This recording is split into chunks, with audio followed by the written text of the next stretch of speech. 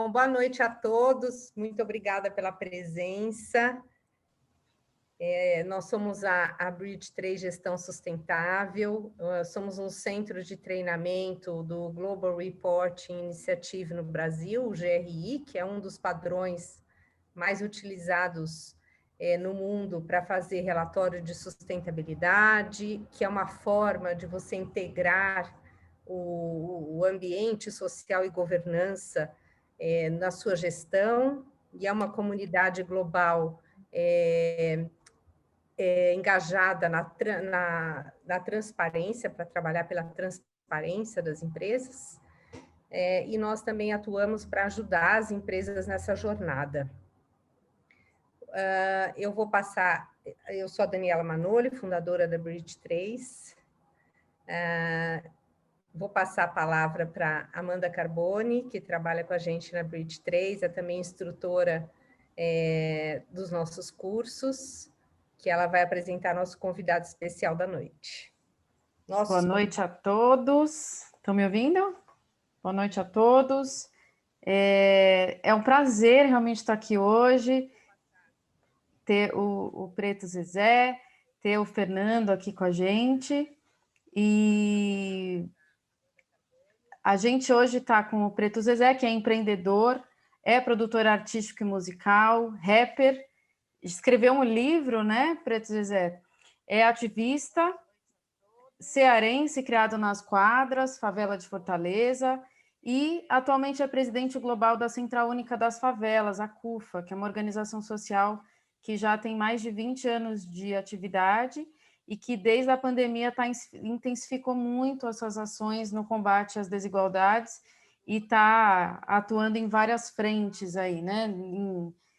Tentando diminuir um pouco esse abismo da desigualdade social, né? A CUF ela lançou uma campanha de mobilização envolvendo muita gente, né? Pessoas públicas, lideranças, empresas, né? Tem feito parcerias importantes com grandes organizações e lançou o movimento Panela Cheia Salva contra a Fome. Esse movimento muito bacana já arrecadou milhões, depois o Preto Zezé vai contar um pouquinho mais para a gente. E também criaram o projeto Mães da Favela, que tem um foco nas chefes de família, tem feito distribuição de alimentos também, né? Tem aquele Vale Mãe, que está alcançando milhares de famílias também. Então, muito bem-vindo, Preto Zezé. Eu gostaria de apresentar o professor Fernando Almeida, que vai mediar o nosso encontro. O professor Fernando Almeida é filósofo e pedagogo, tem doutorado e pós-doc em Filosofia da Educação, em Lyon, França, dedicados ao tema de tecnologias aplicadas na aprendizagem.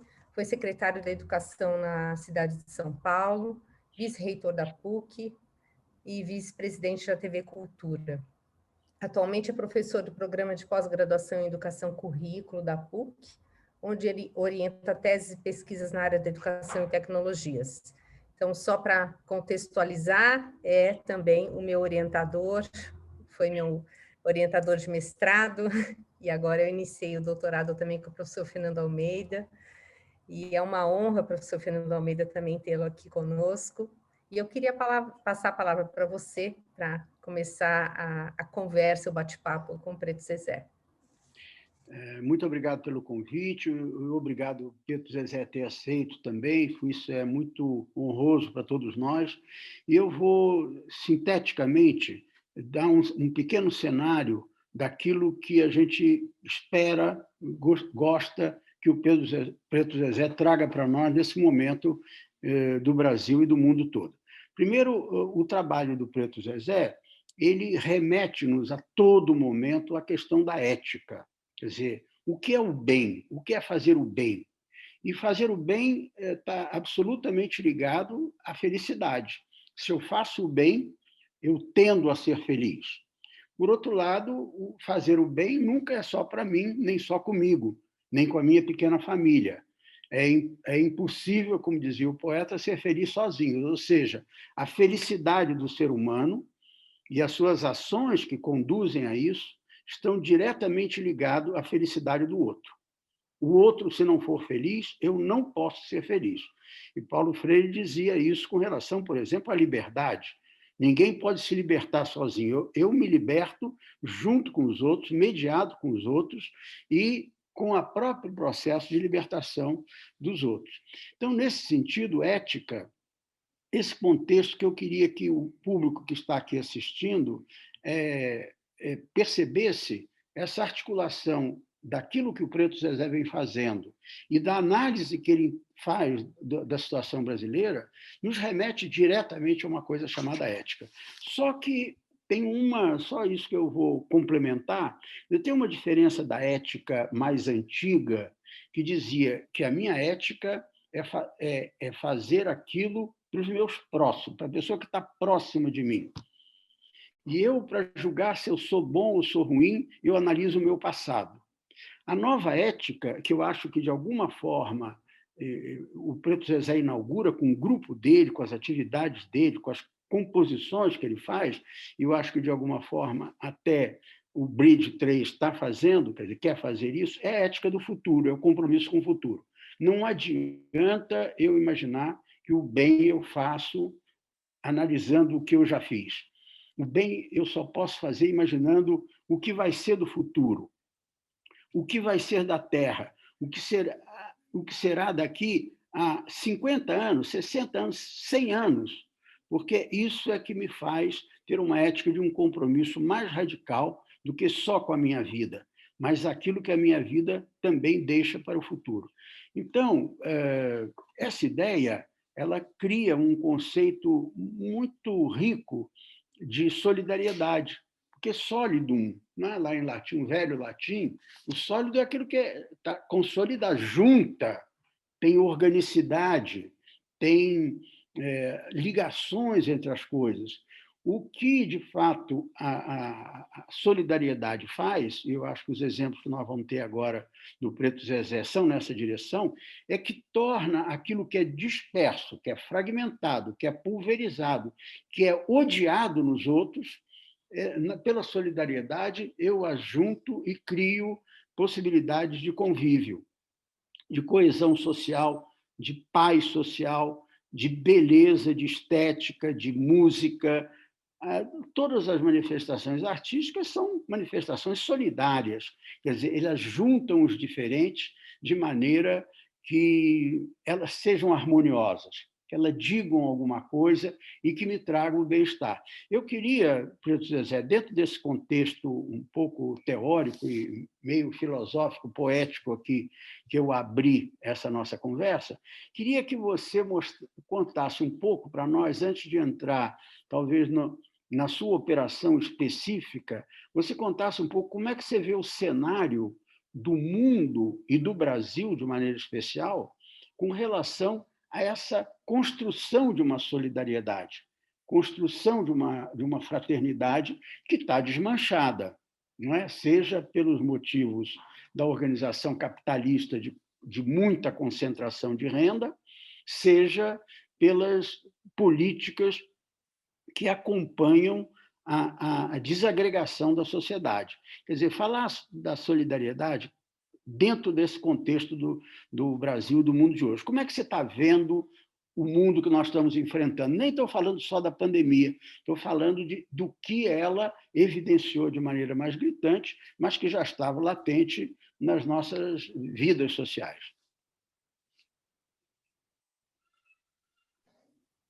Boa noite, Amanda, boa noite, Daniela, e boa noite, Fernando.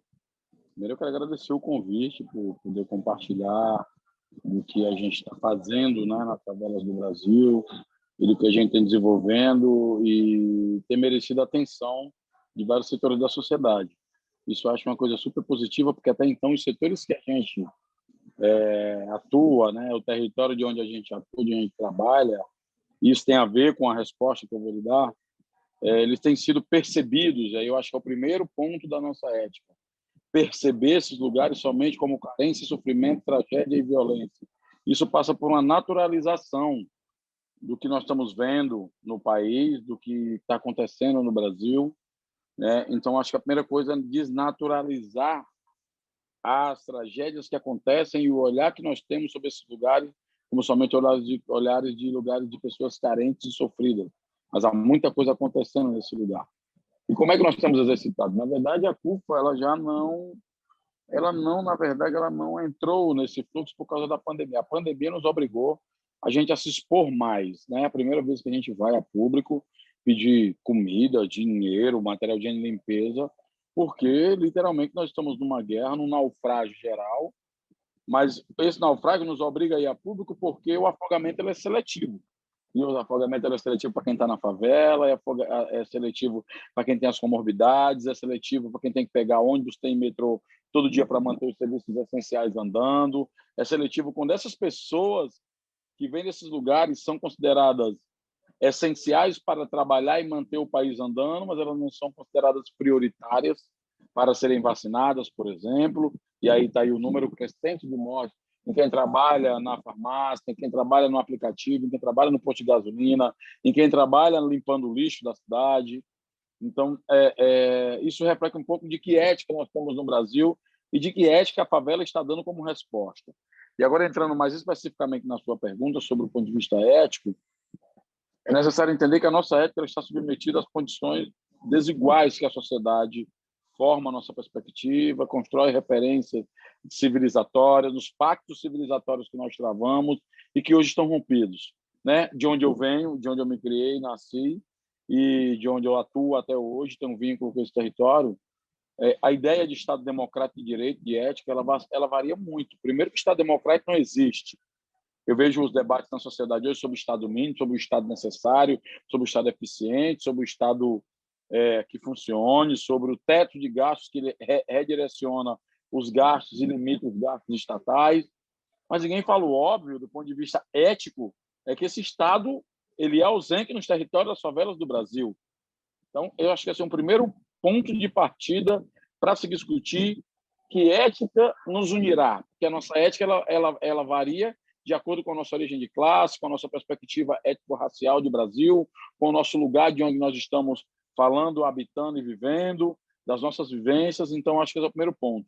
O segundo é, como é que, na prática, eu também produzo uma perspectiva e uma prática ética do ponto de vista coletivo, do enfrentamento das desigualdades e de enfrentamento, desconstrução da naturalização dessa desigualdade que a gente vive, onde, um exemplo, a morte de um George Floyd causa todas essas mudanças e transtornos e tumultos que aconteceram nos Estados Unidos. No entanto, no Brasil, há mais de 40 mil George Floyds que morrem todos os anos, muitas vezes por motivos até mais toscos, motivos injustificáveis, motivos mais violentos, práticas mais violentas, e no Brasil há uma naturalização desses números, a gente vira apenas estatística e não é visto como tragédia. Então, a gente pensa o Brasil a partir da perspectiva de um país que, do ponto de vista ético, inclusive, não se reviu quanto nação, quanto país, porque ele não quer rever que na sua Constituição fundante, de 521 anos de país, nós temos 388 anos de país erguido em cima de trabalho escravo forçado, de pessoas que foram traficadas e vendidas no Brasil e depois, no dia 14 de maio, elas estavam despejadas na rua, sem terra, sem herança, sem casa, sem CEP, sem nome próprio, e com uma legislação e com um novo Brasil que se constitui a partir do dia 13 de maio, que não os aceita como cidadão, que os lhe priva de direitos e que os constitui como um grupo perigoso, violento, carente, que precisa de misericórdia e não de liberdade. Algumas reflexões sobre o que é ética que se discute na sociedade e o que é ética do ponto de vista desse território onde você tem que sobreviver, onde você literalmente tem que lutar pela sua sobrevivência, e no caso de hoje, por ter comida na mesa, dinheiro no bolso e vacina no braço, em que a ética ela varia de cada grupo que vive essas relações tão complexas e tão conflitantes no nosso país.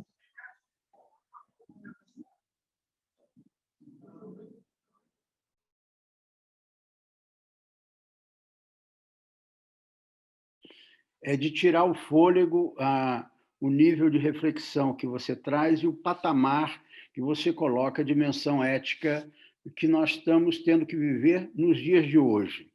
E isso é gravíssimo. Você vai falar seguramente mais adiante das práticas que você está conseguindo construir com alianças muito sábias e muito inteligentes, que carece também, quer dizer, a ética se constrói com inteligência, não é? Por exemplo, o que você chamou com razão da naturalização da miséria, da violência, etc., é pouca inteligência, é falta de inteligência. Se eu entendo o que está acontecendo, eu tenho que esclarecer essas violências que são feitas não como naturais, mas como objetos também de violência a cada um de nós. Agora, eu queria te perguntar uma coisa, talvez disfarce um pouco do assunto, mas eu tenho certeza que você vai trazer para dentro, é o seguinte: o seu currículo, Preto Zezé, é um currículo que nasceu de alguma forma ou cresceu com a arte. Quer dizer, você é um homem da música, é um homem da escrita, do rap, dos próprios textos que você escreveu, tem muita arte nele. Como é que você vê essa ligação entre o belo e isso que a gente está fazendo de solidariedade? Qual a dimensão artística, né? Qual a dimensão estética desse trabalho que nós precisamos ter? Quer dizer, eu não preciso, é isso que você diz, eu não preciso reduzir-me a um miserável para poder me alçar à condição de ético. Não é? Eu posso ser extremamente artístico, sensível, humorista, e você tem um caráter humorista forte também, não é? Como é que você vê essa relação humana que deve estar no interior da favela e que, ao mesmo tempo, marca as nossas vidas, a ética e a estética?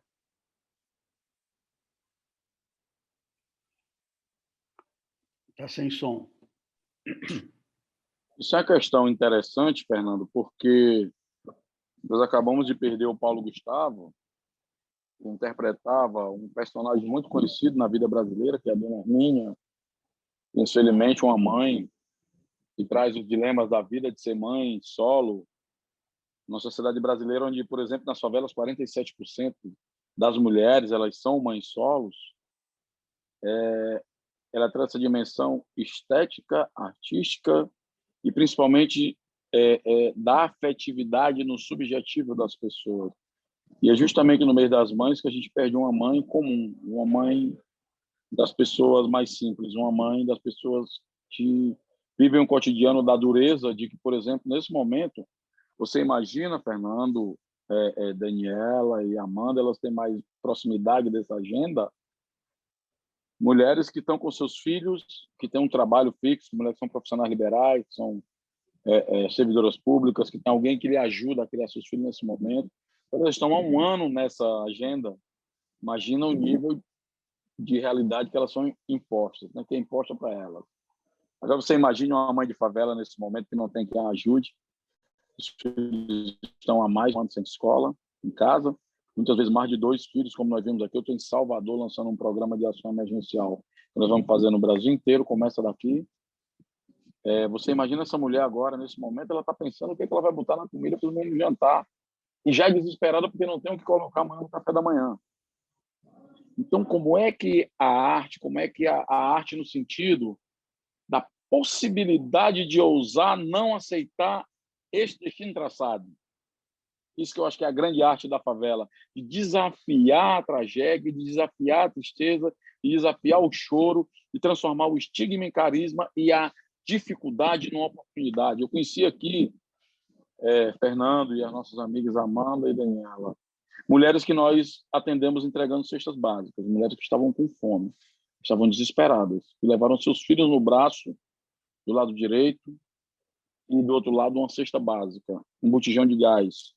Levaram chips para os seus filhos acessarem os jogos de videogame para poder ter um pouco de tempo livre dele, mas também as aulas remotas, que fizeram um negócio pela internet. Essas mulheres passaram de atendidas para lideranças desses processos.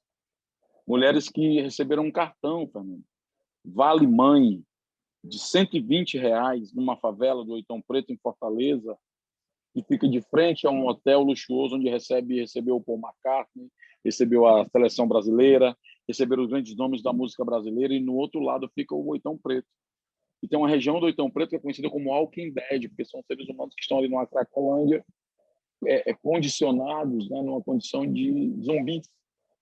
Por isso o nome do pedaço da favela é Altindeg. Nessa favela, onde do lado de lá tem os indicadores da Suécia e do lado de cá do asfalto, no morro, tem indicadores de países subdesenvolvidos, na 19ª economia do planeta, mulheres que receberam R$120 nesse dia, quando a gente terminou de entregar, Fernando, chegam mais 50 mulheres. E foi um dia, eu acho que talvez o dia mais duro para mim, em tudo que eu estou vendo durante um ano de pandemia, que a gente nunca saiu da rua. Que é uma mulher levantar e nos agradecer pela ajuda do Vale Mãe, que era um cartão renovável, social digital por 3 meses, então todo mês vinha R$120 durante 3 meses, era ali novembro para dezembro, aquela virada de ano que traz o Natal para nós, que traz o Ano Novo, que traz a necessidade de se reunir com os parentes, as memórias, as reflexões, ritualizar as conquistas, as vitórias, que nós não pudemos ter. Também um período que talvez tenha sido mais triste do Brasil ou da humanidade, porque é aquele período que faltou alguém na mesa do peru, que faltou alguém na mesa do jantar. E nesse dia a gente ficou muito triste porque quando nós terminamos de entregar, que entraram essas 50 mães, a gente não tinha mais onde recorrer, porque era novembro, não tinha mais empresa que doar, não tinha mais cartão no estoque. A gente já tinha feito uma discussão com as outras favelas para cada um doar 5 ou 6, até dar 50 para entregar para essas mulheres. E daqui a pouco entrou mais 50. E aí a gente ficou com aquele nó na garganta, aquela angústia. E uma mãe se levanta, Fernando, acho que a mais velha entre elas, e fala: Preto Zezé, eu quero agradecer vocês por tudo que vocês fizeram até hoje na pandemia com a gente, trazendo chip, gás, comida, material de limpeza, não deixando a gente abandonado. Mas eu acho que agora é por nossa própria conta. E eu fiquei pensando ali, pelo amor de Deus, aquela mulher com aquela dificuldade, com filhos, com idosos em casa, como é que ela daria conta daquilo? E ela convocou Fernando, Daniela e Amanda, as outras 49 mães, num desafio solidário, e ela começou falando por ela, disse: eu tenho 3 filhos em casa, meu pai é acamado, então imaginem que a dificuldade que eu estou, e todas nós aqui sabemos que nós estamos, porque nós somos todas do mesmo perfil, mães solteiras com filhos, muitas vezes idosos em casa, estão passando dificuldades. Mas eu queria que a gente pudesse fazer a seguinte atitude: eu não tenho muito, mas eu quero dividir o meu cartão com uma mãe dali, a escolher uma mãe. E quem puder, e quem não puder, eu não vou ficar chateada porque eu sei a necessidade, sei que é pouco, nós estamos recebendo.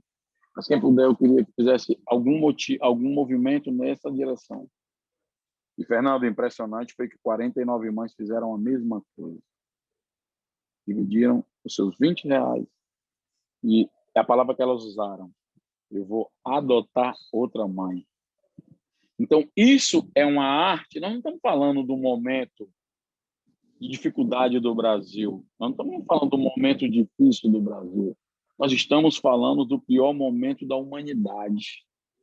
E a arte dessas mulheres é desafiar o individualismo, teimar em viver a solidariedade, nos mostrar que, por mais difícil que seja a situação, por mais que nós não podemos ajudar todo mundo, a gente sempre pode ajudar alguém. E para mim foi um momento. E aí você imagina o momento que foi isso lá presente, onde tinham 50 mães com mais 50 chorando e a gente lá, que eram uns 15 voluntários lá também. E foi um momento muito energizador, porque nós vemos um momento em que a violência política ela nos afasta das soluções, a tragédia brasileira ela nos imobiliza de tanta tristeza, ela nos dopa, querendo naturalizar essa tragédia que nós não podemos aceitar que seja natural. E essas mulheres jogaram na nossa cara: se vocês estão achando que é difícil, a nossa situação é mais difícil ainda. Mas mesmo na dificuldade, nós vamos ousar transformar essa dificuldade em uma oportunidade para ajudar outras mães. E isso foi uma coisa que nos mostrou o que nós temos que ter na esperança, não um bordão, não uma palavra de ordem, mas a nossa obra-prima de arte e a nossa opção política maior.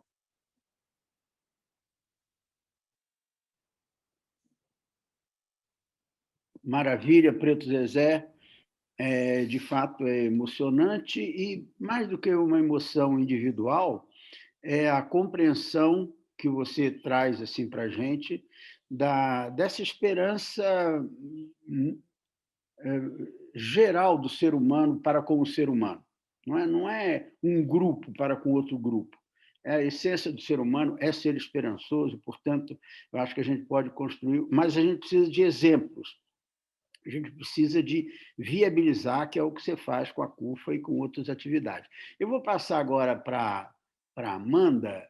Para a Amanda também tem uma questão, ou a Daniela, eu não sei qual das duas se inicia, mas é a ideia de trazer um pouco disso que você fala à luz desse movimento brasileiro e mundial de que as empresas que antes faziam apenas sessões de caridade localizadas, criavam o seu instituto, a sua escolinha e faziam ali para aquele grupo. Agora há um conceito de que o problema extrapola as intenções da empresa e dizem respeito à humanidade, a um novo modo de organizar a política nacional. Então, eu queria que elas conversassem um pouco com você agora. Daniela. Eu vou fazer aqui uma primeira pergunta, depois vou passar para a Amanda. A gente tem muitas curiosidades aqui, viu, Preto Zezé? Com certeza você vai contribuir muito aqui. Quando você fala em desafiar o individualismo, né, a sua fala é muito, muito forte, né, sempre que a gente te ouve, né, e aproveitando essa introdução que o Fernando deu, as empresas, elas trabalhavam muito essa questão da filantropia, né? E com esse movimento todo do ISG ou do ASG, né? Ambiente, Social e Governança, quando a gente fala do social, está acontecendo esse grande movimento das empresas cuidarem não só dos seus próprios funcionários, né? Dos parentes dos funcionários, mas se extrapolar e ir além, né? Ir para as comunidades e também saber como contribuir e os impactos que a empresa causa, né? Nessas comunidades, tanto ambientais quanto sociais, e se responsabilizar por isso. Então, eu queria que você falasse um pouco sobre isso, né? Que tipo de trabalho você tem feito, porque eu acho que a CUFA está bem organizada nesse sentido e canaliza muitas dessas ações, e dá talvez algum exemplo de alguma parceria que você tem feito com as empresas, né? Para a gente poder exemplificar para a nossa plateia aqui alguns caminhos possíveis.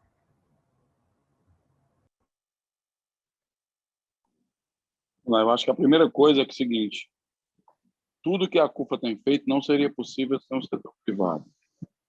Se é preciso a gente se revoltar e se indignar com a atitude de setores do setor privado que poderiam manter trabalhadores em casa com 5% do seu faturamento e mesmo assim decidiram demitir os trabalhadores, é preciso ressaltar que outras empresas fizeram um movimento inverso. Mantiveram os trabalhadores em casa, ou se mantiveram trabalhando, mantiveram seguros, ou abriram mais vagas de emprego. Trabalhadores, empresas que não tinham noção de como era esse Brasil tão desigual. É literalmente desconhecimento mesmo, é um desconhecimento, porque o Brasil é uma sociedade apartada. Cresce um Brasil incluído, bonito, e outro Brasil fica excluído para trás. Então, a pandemia apresentou esses dois Brasis. E aí, quando a gente começa a entender como funciona, e aí eu penso que foi um aprendizado para nós e para as empresas, que é porque desses territórios vem quem produz com o seu trabalho a riqueza. E as empresas têm que organizar essa produção. Então, a gente começou a ver o quanto a gente se precisa, o quanto nós precisamos estabelecer relações saudáveis do ponto de vista social, ambiental e de enfrentamento dessa desigualdade brasileira. Não haverá futuro numa sociedade onde vão ter bilhões de milionários e bilhões de pobres. Essa sociedade terá que construir paredes, terá que se armar, terá que levantar muros, construir prisões. E não é uma sociedade saudável, não haverá saída nesse modelo. A gente está vendo, hoje o presidente da principal economia do mundo, dos Estados Unidos, apontou para que as empresas decidissem, defendeu, inclusive, a quebra de patente sobre a vacina. E aí poderíamos dizer, mas demorou demais, mas eu quero comemorar para quê? Para entender que isso é um ativo de incorporação de uma agenda pública da sociedade, que chamou as empresas e falou, além de levar as riquezas que tem aqui nesse território, que tal parte dessa riqueza retornar em benefício para a qualidade de vida. Eu não estou falando de que todo vendedor do carnê do baú tem que virar Silvio Santos. Mas o cara que vende o carnê do baú não pode morar dentro da lama, gente. E o Brasil não é um país pobre. O Brasil não é um país sem dinheiro, sem riqueza. E riqueza eu não falo só do dinheiro, porque também convencionou-se a considerar a elite brasileira quem tem dinheiro. Na minha época de pensar elite era Darcy Ribeiro, era Florestan Fernandes, Caio Prado, né? Milton Santos. Mas hoje no Brasil, infelizmente, elite é quem tem dinheiro. Mas falando para elite que tem dinheiro, não haverá saída nem para o seu dinheiro se a gente não estabelecer outros parâmetros de relação de produção e consumo com o planeta, outras relações de produção e consumo entre nós, seres humanos, e outra perspectiva de sociedade em que nem tudo tem que virar mercadoria, gente. A água, o ar, a terra, essas coisas precisam ser bens da humanidade, o conhecimento. A gente precisa ousar em pensar, em estabelecer novas perspectivas. É impressionante que nós estejamos pensando em habitar outros planetas, porque o nosso está chegando em indicadores de esgotamento, mas a gente não consegue pensar em salvar o nosso planeta. Parece que o nosso planeta pode comprar num shopping center, como um tênis que acaba, como uma roupa que a gente deixou de usar, como um aparelho novo que saiu de nova geração, e não pode. Não haverá outro planeta Terra no shopping center da esquina. Não haverá outro planeta na galáxia igual ao nosso, para ser adquirido, comprado e utilizado. Então, é preciso a gente construir uma outra visão. Tem um amigo que falou isso, que é o Ayrton Krenak, cosmovisão, que eu essa palavra, que é a visão de um todo, que nós complementamos. Aí, quando eu tenho empresas que estão se preocupando que a sua cadeia produtiva não polua a terra, a água, o ar, que a sua empresa não escravize e construa condições de trabalho decente e justa, que os seus produtos não estejam vinculados a relações de exploração e trabalho escravo, ou relações injustas na sociedade. É preciso apoiar esse movimento.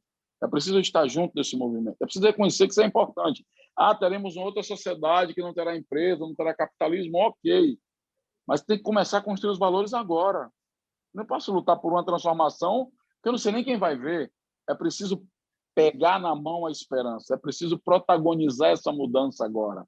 E cada um de nós tem um papel na colaboração da construção desse projeto de um mundo diferente. Então, não adianta xingar está fácil, criticar está fácil, diagnosticar está fácil. Como construir outra perspectiva é que dá mais trabalho. Então, nós temos muito trabalho a fazer, mãos à obra. Bacana, Zezé. E construir essa perspectiva integrada, acho que depende de todo mundo, né? É governo, é sociedade civil, é o setor privado, todo mundo tem papel nessa história, né?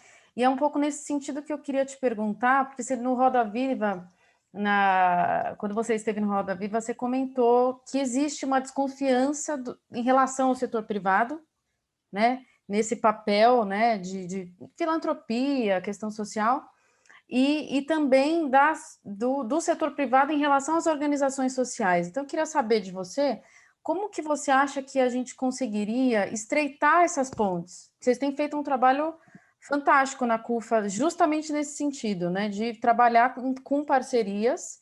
Quero entender também se foi assim foi o destino ou foi um planejamento que vocês fizeram que caminhou para esse sentido? Como que foi essa construção e como que você acha que dá para a gente estreitar essas pontes que eu acho que são tão necessárias, né? Nesses momentos que a gente está vivendo de crise. A CUFA sempre teve uma perspectiva de construir uma ação do terceiro setor, de uma agenda pública associada, agenda das favelas, mas entendendo que esse social ele está ligado à economia. Então, é preciso manter uma relação direta dessa agenda com a economia. E aí, quando vem esse debate, sai daquela ideia de que o social, a gente está precisando de um brinquedo quebrado, uma roupa usada no Natal, da caridade. A gente está discutindo compartilhamento de oportunidades e poder, compartilhamento de benefícios e riquezas. Nós estamos vivendo um momento que, se a gente não chegar à conclusão de que é necessário um pacto social e democrático para compartilhar riquezas e poder acumulado para quem mais precisa, e nós temos de sobra isso acumulado na mão de poucas pessoas, nós vamos, infelizmente, ter que compartilhar tragédias que essa mesma acumulação gera. E não é fácil a gente construir esse diálogo, porque ele envolve contradições, ele envolve desconhecimento, ele envolve disposição da gente se despir de verdades absolutas, de argumentos prontos. Ele tem uma premissa que assim, vamos colaborar, vamos fazer um projeto em comum. As pessoas não se unem porque é legal, elas se unem porque tem projetos em comuns. Então é preciso ter nas lideranças empresariais, nos CEOs, nos executivos, como tem na sociedade, pessoas que se disponham a construir essa agenda comum. A agenda comum não é o que eu penso que você pensa. Construir uma agenda comum que eu penso, a gente não precisa. A gente vai para um bar, aí é coisa de amigo, a gente vai para um bar com amigo. Construir agenda comum é trabalhar no contraditório, é enxergar no outro possibilidade de somar com o que você pensa e pensar no que você faz como soma do outro também. É entender que o outro precisa se sentir parte e protagonista do que você está propondo. É preciso não aceitar que alguém queira lhe fazer de coadjuvante da sua própria história. E é principalmente ter uma paciência enorme, revolucionária, com o que nos distancia, o que é diferente de nós, e ter um foco. Aí é foco mesmo, no que nos une. Isso eu acho que pode apresentar alternativas para nós. Não há receitas prontas. A gente tem que descobrir junto e descobrir fazendo. Muito bem. Eu quero... Quem vai falar? A Daniela? Fernando, desculpa, pode falar. Depois eu tenho uma outra pergunta para adicionar essa que eu fiz. Eu ia passar para outra pessoa, para outra pergunta, mas já que você está com a palavra, é o ideal que você fale. Então, vou só fazer mais uma perguntinha nesse sentido, que é assim, você também, eu vi você comentando em uma das entrevistas que você deu sobre justamente esse potencial que você enxerga em relação ao setor privado de fazer business junto, né, de fazer negócio junto, num processo mais horizontal, né, de construção coletiva, né, de construção. Como é que você acha que isso beneficia todo mundo? Como é que você enxerga essa nova forma de colaboração entre o setor privado e as organizações sociais e a CUFA com essas ideias novas, até os meios digitais, né, de fazer negócio juntos? Como é que você enxerga isso? Eu queria que você comentasse um pouquinho, que eu acho muito interessante essa perspectiva, que vai na linha do que você estava falando e que sai da ideia da filantropia, né? A filantropia é pouco praticada no Brasil, porque ela é muito vista com esse olhar distante, né, ruim. Devia se praticar mais pela quantidade de bilionários que nós temos desfilando nas revistas Forbes e companhia. Mas eu acho sem dúvida, que... mas assim, indo além da filantropia, né? Isso, uma coisa que a gente pode ir além é que as empresas já estão nos territórios. A Coca-Cola já vende seus produtos, a Pampa, a Procter Gamble, a Parmalat. As grandes empresas já estão na favela. Você vai no boteco da favela, está lá. Todos os produtos são multinacionais. A minha questão é, a nossa relação será só de explorar o poder de consumo dessa massa ou terá uma devolutiva para além de explorar a sua força de trabalho e a riqueza que produz? Esse é um debate que nós temos que fazer. E estamos trabalhando para produzir uma sociedade que tenha discernimento e faça uma leitura crítica de que é diferente uma empresa que não demite, que tem compromisso com a legislação trabalhista, com os direitos, do que a empresa que demite. Então, consumir os serviços, a marca e o produto dessa empresa, para mim, é um compromisso de impulsionar que essa agenda e esse pacto se cumpra e se amplie.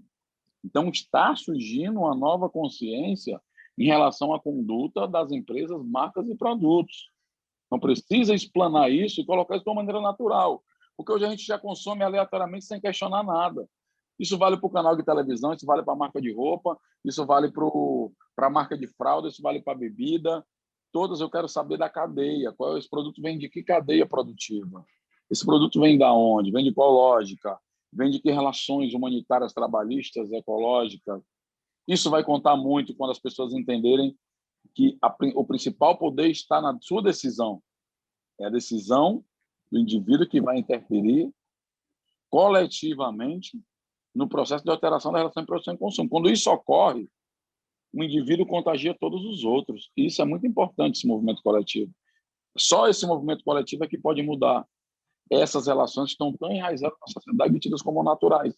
Então, quando a gente se aproxima, a CUFA, de empresa, eu olho para uma Gillette que patrocina a Taça das Favelas, ela patrocina um evento que é de extrema importância para mobilizar a juventude em torno do esporte.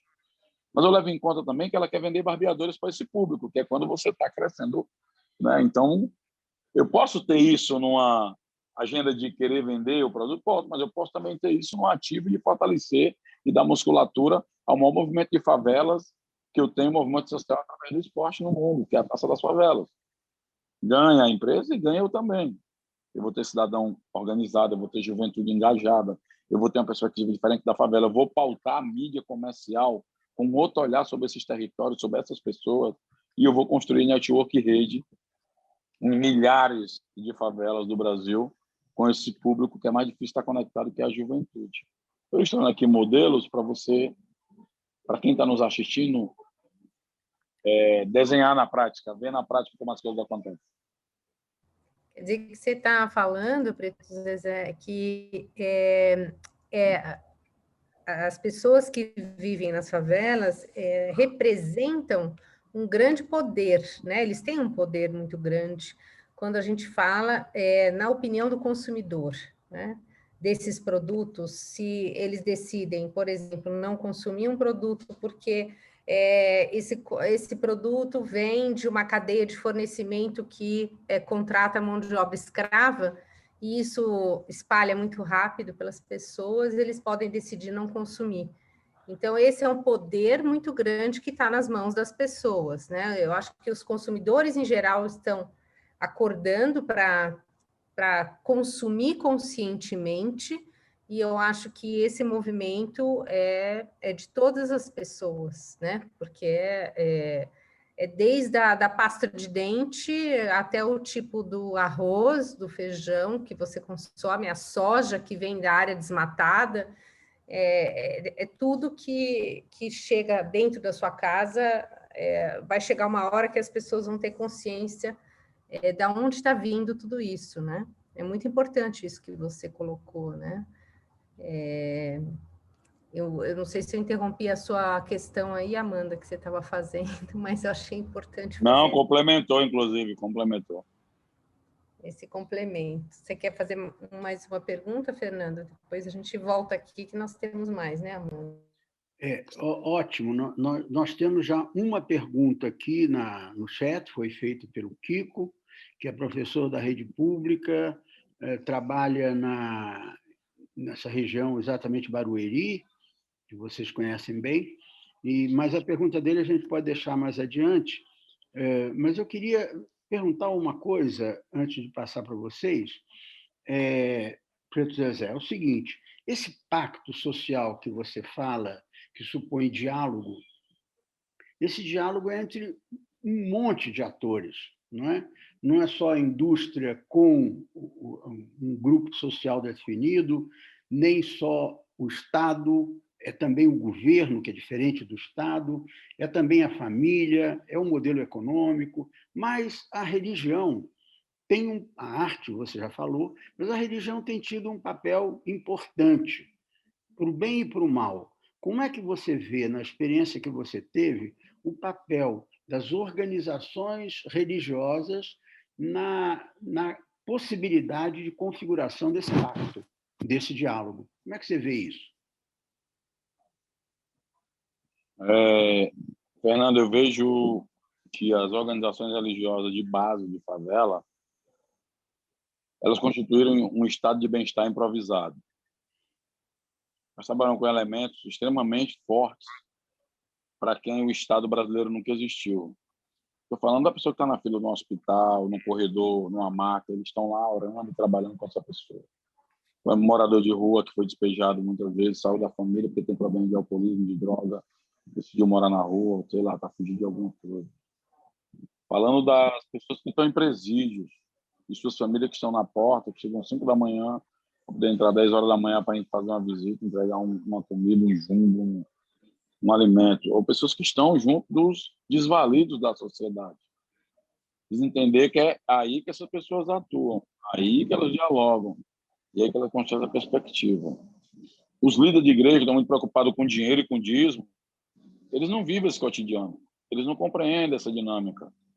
E nem entendem, nem faz parte da vida deles que essa dinâmica traz acolhimento, que é importante, traz pertencimento, que não se tem, traz uma ideia de grupo de identidade que foi totalmente desconfigurada e traz o choro, que na verdade o choro ele é o coroamento do entendimento do que está acontecendo.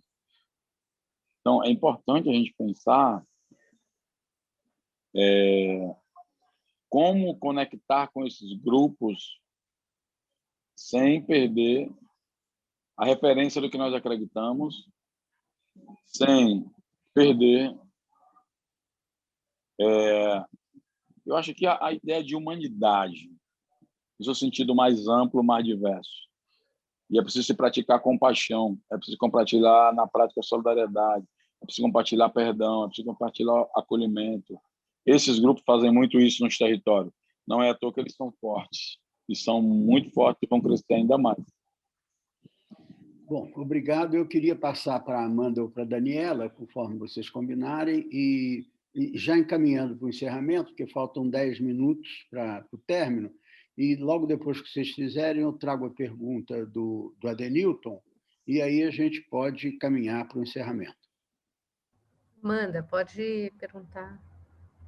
Eu queria, às vezes, saber um pouquinho mais sobre o Digital Favela, sobre o Favela Holding, sobre esses projetos que a CUFA está tocando agora, que tem a ver com negócios digitais. Como é que tem sido esse processo? Quem está envolvido? Isso aí é puxado pelo Celso Ataíde. O Celso Ataíde é o fundador da CUFA. Ele criou o Favela Holding, que é uma holding de empresas que atuam somente em favela, desde a literatura, a logística, a telecomunicação, a geração de emprego e renda, o cadastramento e recrutamento de trabalhadores. Então, isso é uma área importante que dialoga com o que a CUFA está fazendo. Porque na nossa cabeça, o social e o econômico estão próximos, não são rivais nem concorrentes, são juntos. E Digital Favela, ele nasceu durante a pandemia, olha como é doido, junto com o Alô Social. A Alô Social é a nossa empresa de telefonia que vende pacote celular mais barato. Nós distribuímos na época da pandemia mais de 500 mil chips gratuitos com o pacote Alôzão, que a gente apelidou, que é aquele pacote que tem durante 6 meses de liberdade para ligar, para quem quiser, internet e tal. O Digital Favela ele vem no entendimento de que as pessoas da favela elas são suas próprias influências. Então tem um cara do futebol, da igreja, do teatro, da festa junina, o cara do grupo cultural. Eles têm seguidores, eles têm referência, eles têm principalmente reputação. Então, ao invés das grandes empresas, serviços e marcas financiarem um grande artista para falar com esse território, financiar a Digital Favela, que esses influencers estarão comunicando o seu produto, marca ou serviço lá na ponta. Isso será muito mais eficiente, mais legítimo, deixará dinheiro dentro da favela e vai equilibrar as forças que no momento estão bastante desiguais. Muito obrigado, então. Daniela, a palavra com você para a gente caminhar para o encerramento e logo depois de você eu trago uma pergunta que está aqui piscando na tela. Você falou muito bem, Pretzezé, sobre essa questão de vocês estarem envolvidos desde o dia de hoje nessa construção do futuro, preocupados com a questão de preservação do nosso planeta, né, da questão do social, porque são questões que a gente tem que trabalhar desde já se a gente quiser ter um futuro, né? E uma das questões que a gente se preocupa muito também que afeta demais o social e vai afetar cada vez mais é a crise climática, né? Quanto mais inundações a gente tiver, quanto mais secas a gente tiver, mais migrações vão acontecer e isso afeta muito mais as pessoas que são mais vulneráveis, né? Com certeza. Então, isso é mais um motivo de pressão, né? Sobre as pessoas com mais vulnerabilidade e mais um item da pauta que a gente precisa trabalhar e que talvez o Estado, obviamente, sozinho não vai conseguir dimensionar e resolver, e a gente tem que equacionar isso junto com o terceiro setor, com a iniciativa privada, com todos os atores aí, né? Então, essa é uma questão que a pandemia está aí, né? Uma preocupação premente, mas a gente tem também essas outras crises para administrar e elas vão cada vez ficar piores, né? Então, só queria que você fizesse um comentário final sobre isso, não que seja pessimista, né, mas com otimismo, para a gente começar o nosso fechamento aqui. Eu penso, Daniela, que eu acho que você não está errado em ter o diagnóstico da realidade, é isso. A gente tenta fazer um equilíbrio na curva de pés no chão da realidade, coração, né, no sentimento das coisas, a gente tem que ter sensibilidade, cabeça nos sonhos. A gente está sempre querendo sonhar algo que desafia e traz alguma solução. O Brasil não é um país que está ajudando muito para a subjetividade das coisas darem certo. Pelo contrário, sempre algum preto é cobrado, sempre alguma pessoa da favela ela é oprimida. Então, essas pessoas precisam tocar disso, não julgar a favela. Mas o que eu acho que está mais perto do que você falou é o grande desafio de somatório de forças. Eu acho que esse é um grande desafio para nós. Somar forças hoje. Há uma busca do monopólio do bem na sociedade brasileira, onde nós estamos muito preocupados com o partido e com os políticos e pouco no que nós vamos exigir deles. E qual é a tarefa de trabalho desses funcionários públicos que serão eleitos a cada eleição. O que eles vão defender para melhorar a nossa vida. Há muito foco nessas pessoas e pouco em nós.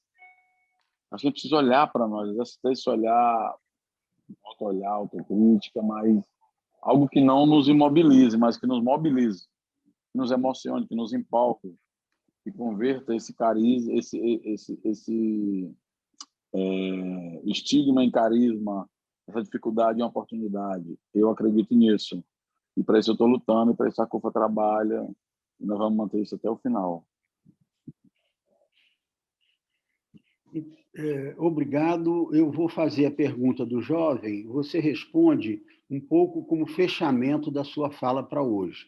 De qualquer maneira, em seguida, a Daniela volta e a Amanda fecham o evento.